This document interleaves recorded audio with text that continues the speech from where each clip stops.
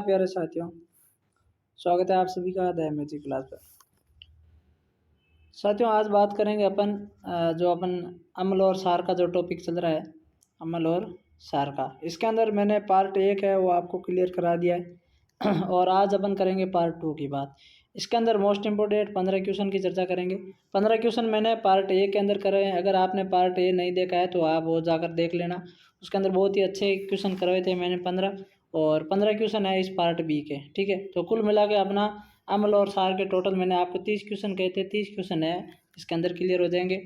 आप सभी दोस्त हैं, क्लास को पूरी देखना, और क्लास अच्छी लगे तो आप आगे शेयर ज़रूर करना, और चैनल को अभी तक आपने सब्सक्राइब नहीं किया है तो चैनल को आप सब्सक्राइब कर लीजिए। चलो शुरू करते हैं अपनी आज की क्लास।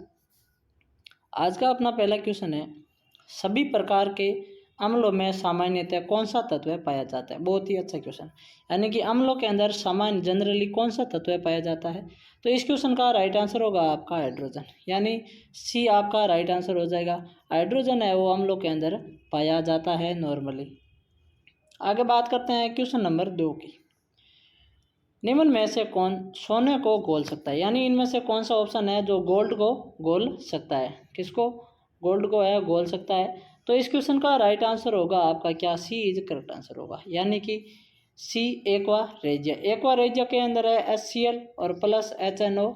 ठीक है, इनका मिश्रण होता है और इस मिश्रण को क्या कहा जाता है, एक्वा रेजिया कहा जाता है, और एक्वा रेजिया है वो सोने को घोल सकता है। तो सी अपना राइट आंसर होगा।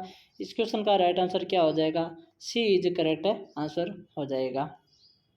आगे बात करते हैं क्वेश्चन नंबर 3 की। यदि सोडियम बाइकार्बोनेट को पीएच पेपर की पट्टी पर रख दिया जाए तो पट्टी का रंग कैसा होगा, यानी सोडियम बाइकार्बोनेट Na2। ठीक है, यहाँ आपको ध्यान रखना है सोडियम यहाँ मैं आपको लिखाता हूँ NaH। ठीक है, CO3, यह सोडियम कार्बोनेट का फॉर्मूला है। तो सोडियम कार्बोनेट को है पीएच पेपर की अगर आप पट्टी पर रखोगे तो उसका रंग कैसा हो जाएगा, इसके अंदर कहा गया है। तो इस क्वेश्चन का अपना जो राइट आंसर होगा वो क्या होगा, पता है? राइट आंसर होगा अपना डी, यानी कि इसके अंदर है कोई परिवर्तन नहीं होगा। क्यों होगा? क्योंकि सोडियम बाइकार्बोनेट है क्या है, लवण है, और लवण हमेशा क्या होते हैं, उदासीन होते हैं। क्या होते हैं? उदासीन होते हैं। अम्ल और सार है वो लेटमस जो पत्ती है, पन्नी है, उसको क्या करते हैं, चेंज करते हैं। ठीक है, तो डी इस क्वेश्चन का अपना क्या हो जाएगा, राइट आंसर हो जाएगा। आगे बात करते हैं क्वेश्चन नंबर 4 की। क्वेश्चन नंबर 4 देखो, निम्न में से कौन सा कथन सार के संबंध में सही नहीं है, यानी कि सार के संबंध में कौन सा कथन सही नहीं है। तो अगर देखा जाए तो ऑप्शन ए, सार का स्वाद कड़वे होते हैं, सही है। पीएच मान 7 से अधिक होता है, ये भी सही है। स्वाद में खट्टे होते हैं, नहीं, ये गलत है। स्वाद में ये खट्टे नहीं होते हैं। जो अम्ल होते हैं, एसिड होते हैं, ये स्वाद में खट्टे होते हैं, और विद्युत के सुचालक भी होते हैं। तो सी इसका राइट आंसर हो जाएगा, यानी ये सार के संबंध में सही नहीं है। सी अपना इस क्वेश्चन के अनुसार करेक्ट हो जाएगा। आगे बात करते हैं क्वेश्चन नंबर 5 की।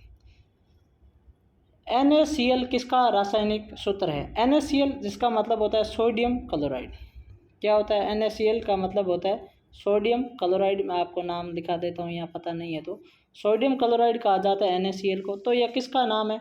यह इस रासायनिक नाम है आपके नमक का, यानी कि साधारण जो नमक होता है उसका रासायनिक सूत्र होता है सोडियम कार्बोनेट, और ये आपके क्या है कि लवण है। ठीक है, तो बी अपना राइट आंसर हो जाएगा। इस क्वेश्चन का बी इज करेक्ट आंसर होगा। आगे बात करते हैं क्वेश्चन नंबर 6 की। बर्फ को पिघालने में निम्न में से किसका प्रयोग किया जाता है? क्या पूछा गया है? बर्फ को पिघालने में किसका प्रयोग किया जाता है? तो इस क्वेश्चन का आपका राइट आंसर क्या हो जाएगा? इसका राइट आंसर होगा अपना सी इज करेक्ट आंसर होगा, यानी कि नमक, सोडियम क्लोराइड। सोडियम क्लोराइड होता है ये क्या, लवणीय पदार्थ है, और ये बर्फ को पिघालने में सहायता करता है। तो इस क्वेश्चन का राइट आंसर अपना सी हो जाएगा। आगे बात करते हैं क्वेश्चन नंबर 7 की। सामान्यतः धातुएं अम्लों के साथ अभिक्रिया करके क्या उत्पन्न करती है, यानी कि जो धातुएं होती है वो अम्लों के साथ अभिक्रिया करके क्या उत्पन्न करती है। तो इस क्वेश्चन का राइट आंसर होगा आपका डी इज करेक्ट आंसर होगा, यानी कि आप एक धातु लेना, ठीक है, जैसे कोई सोडियम है, आप इस धातु को ले लेना, ठीक है, और इसको साथ अगर आप HCl से अगर अभिक्रिया कराओगे तो आपको क्या मिलेगा, लवण और जल मिलेगा, यानी कि ये आपको मिल जाएगा NaCl मिल जाएगा। ठीक है, और साथ में आपको जल H2O मिल जाएगा। यहाँ आप NaO2 आप ले सकते हो, ठीक है। तो एक धातु कोई भी ले लेना और HCl, ठीक है, अम्ल, इन दोनों का अभिक्रिया करोगे तो आपको लवण और इसका जो राइट आंसर है वो अपना क्या हो जाएगा, लवण और हाइड्रोजन हो जाएगा।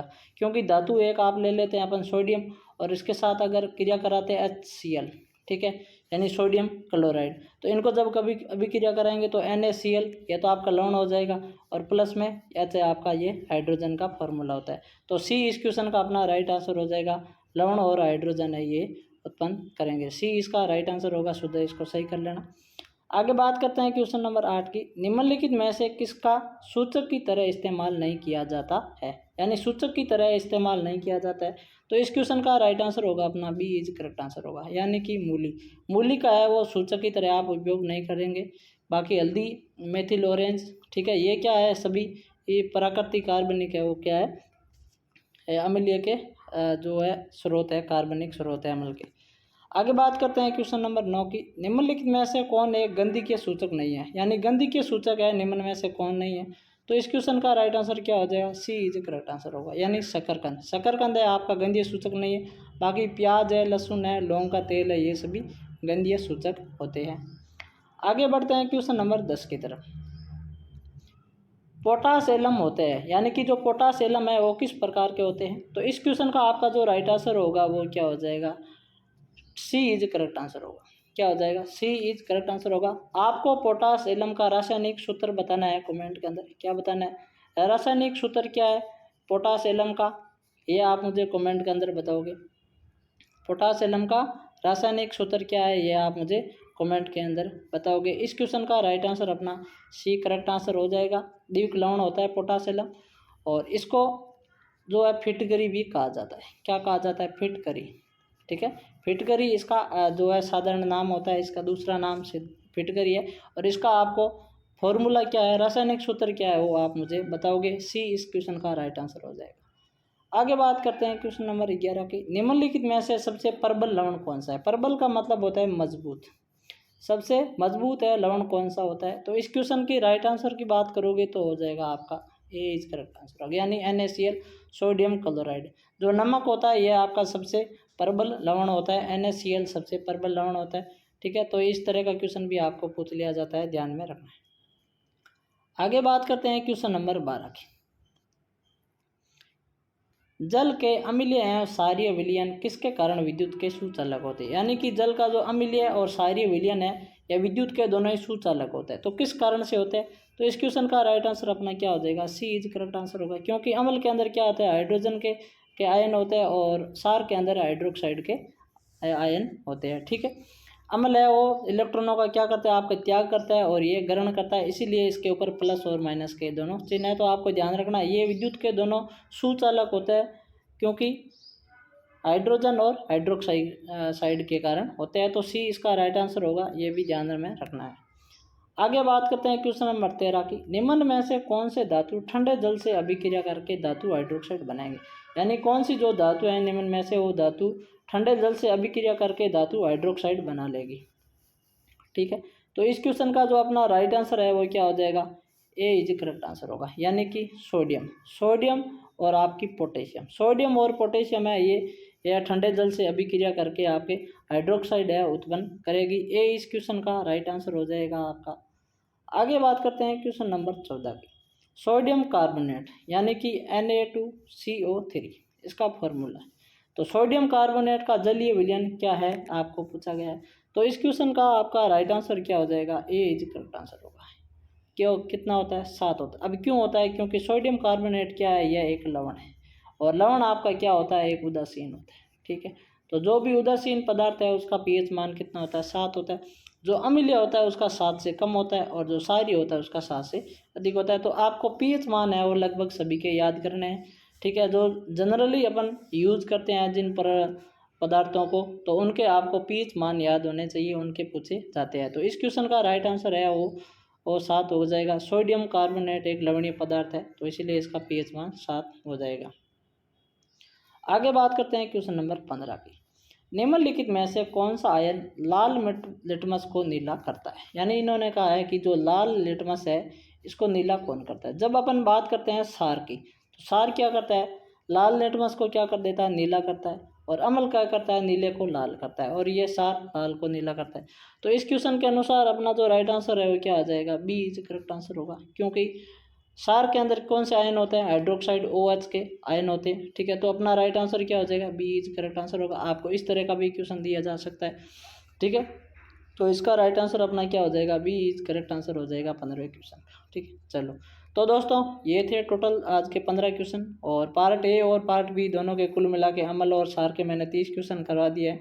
उम्मीद करूंगा आपके लिए दोनों ही हेल्पफुल साबित होंगे। अगर आपने अम्ल सार की क्लास पार्ट ए नहीं देखा है तो वो भी देख लेना, अच्छे क्वेश्चन है। रेलवे लोको पायलट टाइप जो पिछला पेपर हुआ था उसके अंदर कुछ उनमें से क्वेश्चन पूछे गए हैं। ठीक है, और कुछ क्वेश्चन है मैंने नए लिए हैं। चलो, तो आपको क्लास ये कैसे लगी आप कमेंट में ज़रूर बताना, और चैनल को सब्सक्राइब करना, आगे शेयर भी ज़रूर करना। चलो साथियों, आगे की नई क्लास के अंदर अपन फिर मिलेंगे, तब तक सभी को जय हिंद जय भारत।